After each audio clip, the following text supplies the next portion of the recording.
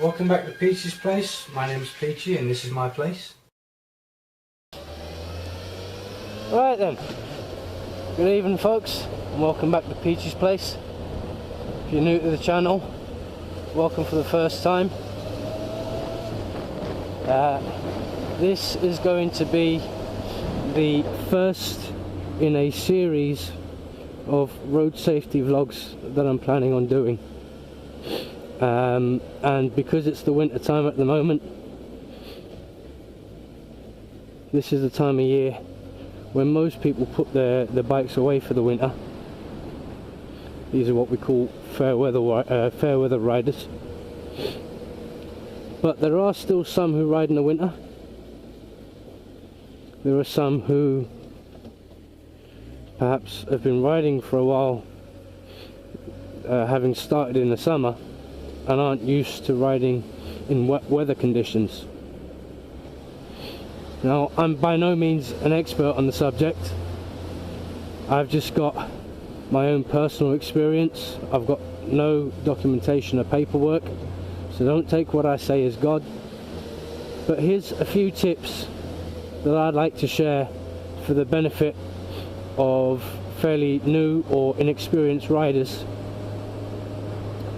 to try and avoid them having an accident. So if you are such a new or inexperienced rider, particularly with younger people tend to take more risks. It's just a fact of life. When you're on a motorcycle, you're already taking a risk just by being on two wheels. You're smaller than everything else, and you're a target for careless car drivers. So the important thing is, remember that you are a target. Ride as if no one can see you. Ride as if you're invisible, as my friend Mr. B's Brain Dump. I'll put a link to his channel here. He's going to be doing a similar series. I'm not in competition with him. It's just two different vloggers coming at the same subject, but from a different point of view, or with our own unique experiences. Everyone's experiences are different. Everyone rides in a different way under different conditions. So again, anything that I say to you in this video or in any other, it is not gospel. It is not how to, it is not this is the way you must do it. This is purely based on my own experiences. So, as you can see from looking out over the straits, those of you who don't know me or don't know where I live on the Rock of Gibraltar, which is a British colony on the southern coast of Spain, just across the Gibraltar Straits from Africa. And we get some pretty nasty weather here in the winter. It doesn't snow here. We don't get the minus temperatures like they get in the UK and certain parts of America, but we get wind, we get rain, we get sleet occasionally, and the roads are very, very slick, particularly this time of year. Because we have long summers, our summer tends to end around about September or October time, so there's an awful lot of oil on the roads. And this is what I want to focus on today, is mainly wet weather riding and a few tips on what to do and what not to do when you're riding in the wet. First thing you want to bear in mind is the vehicle that you're riding. Bikes are designed to operate in a certain way under a very specific set of circumstances. Okay? Everything works in unison. Your tyres work in unison with your suspension.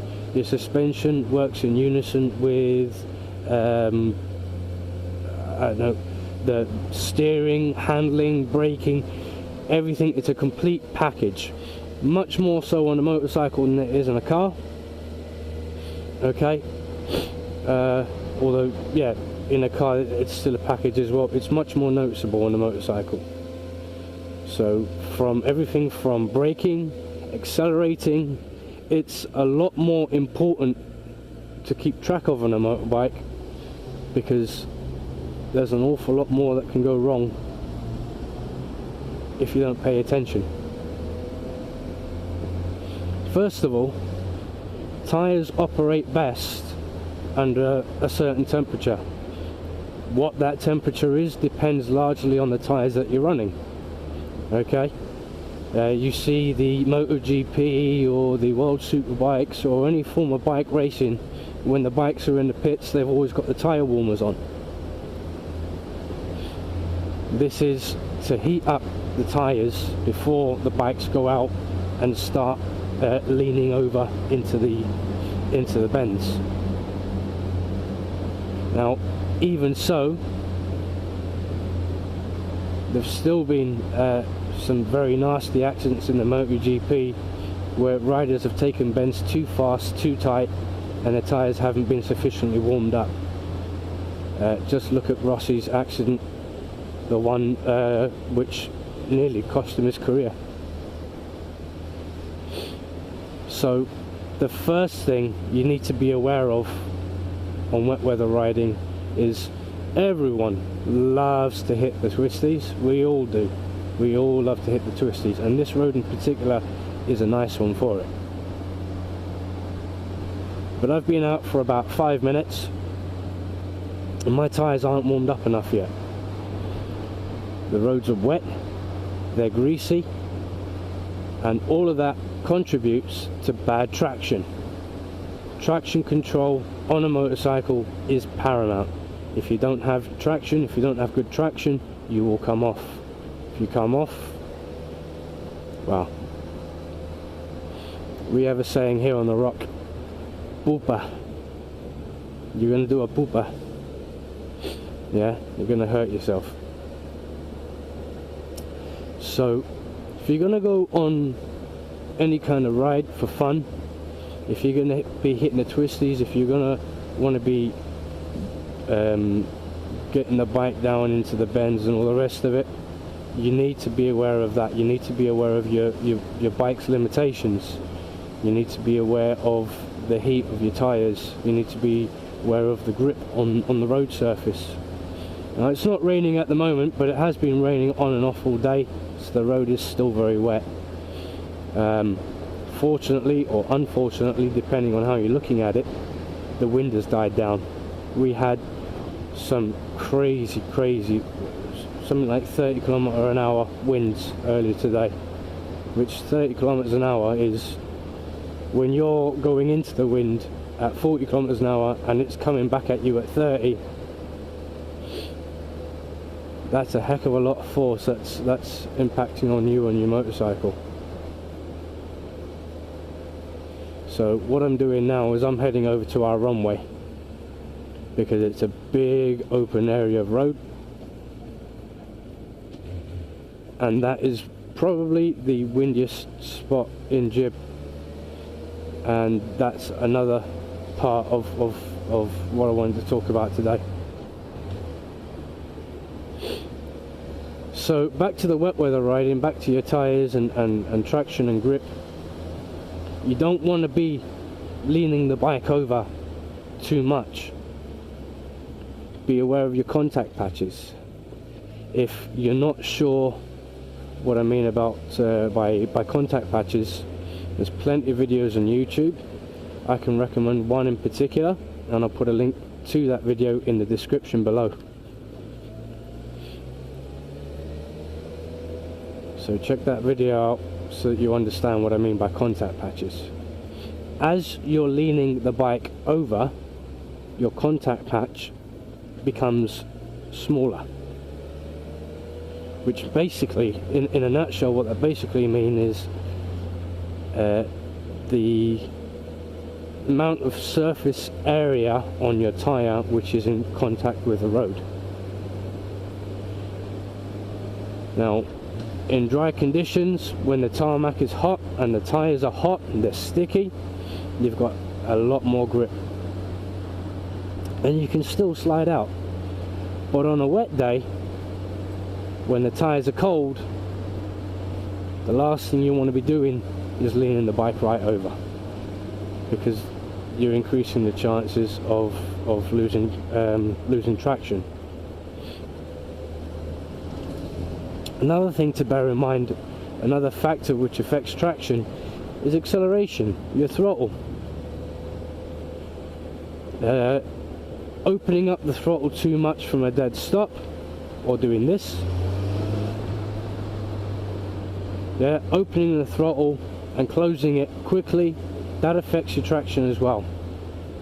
Okay, your back wheel spins, it loses traction, and again, you can come off.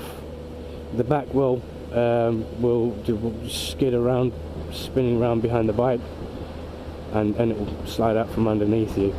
Now, the most dangerous thing about that is the potential for a high side crash.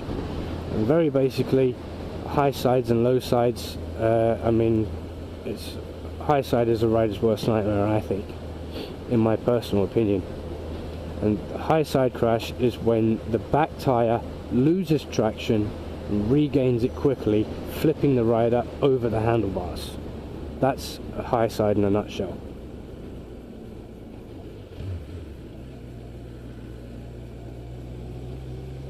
So if you're not on the ball with your throttle, if you're not smooth with the throttle, you run the risk of high siding.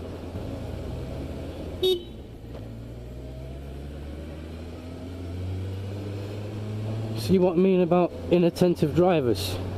That's a stop sign there. I had the right of way and he was just going to shoot straight out without even looking.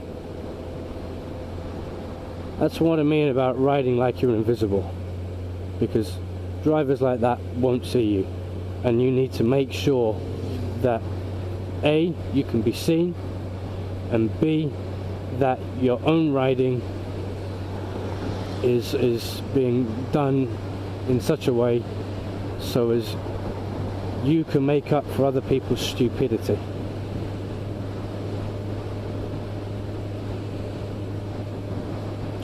Right, sorry, I was going to talk about braking.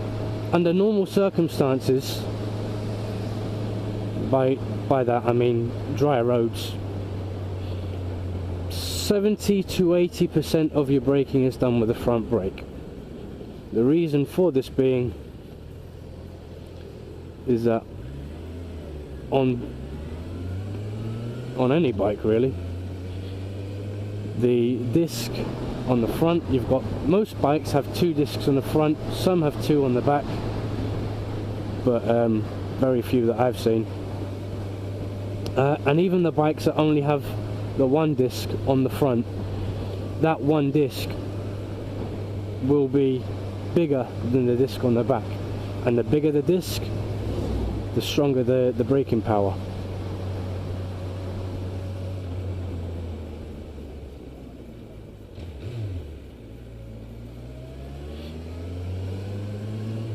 Ergo, most of your braking is done with the front, because that's where the power is, the stopping power is.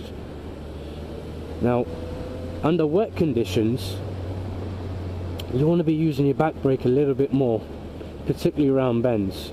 You never want to brake going around a bend, but under wet conditions where you may want to slow yourself down or steady the bike, you want to use the back brake. Reason for this is because the back brake is much softer,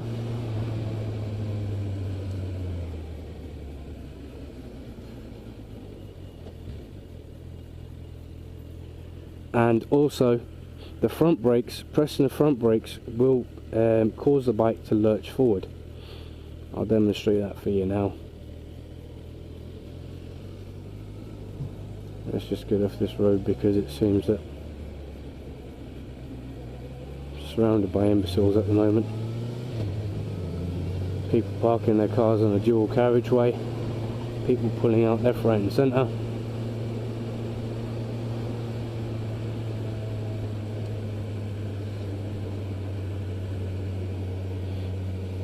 I don't really want to demonstrate that on this road. Okay, it is a little bit quieter, no traffic. So okay, here I want to demonstrate how the bike lurches forward with the front brake. Now you don't have to brake hard for this to happen, it's just an effect of physics. As I'm riding forward, I brake and the bike lurches forward. Brake, bike lurches forward. Alright, I'm not going fast, I'm not pressing on the brakes particularly hard, I'm not grabbing it. It's just a natural reaction of the bike to lurch forward as you brake with the front brake. Now, what does that mean? As you're going around a bend, if you lurch on the bend, then the bike will naturally lurch and you'll end up dropping it on the side. You don't want that, you want a nice smooth turn. So braking with the back, which is known as trail braking, that's going to steady the bike and make you a lot more stable on the road.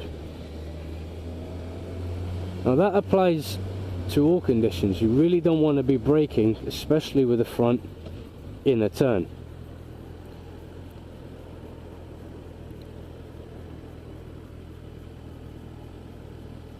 Just waiting for the traffic to go past.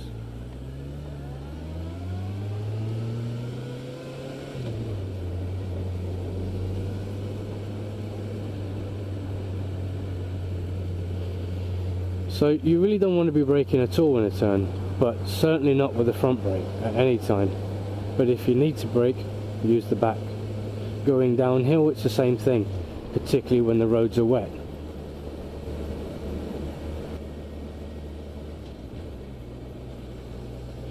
Okay folks, that's all from me for now. Have a fantastic new year. Ride safe. If you can't ride safe, ride smart.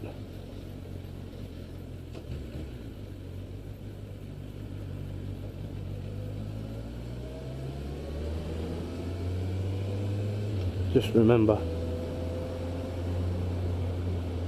motorbike is a piece of machinery with a big old engine in it.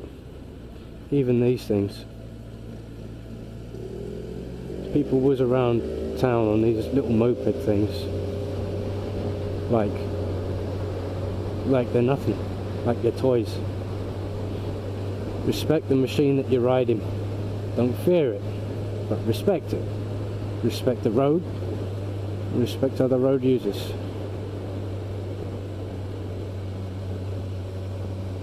Stay safe, and thanks for watching.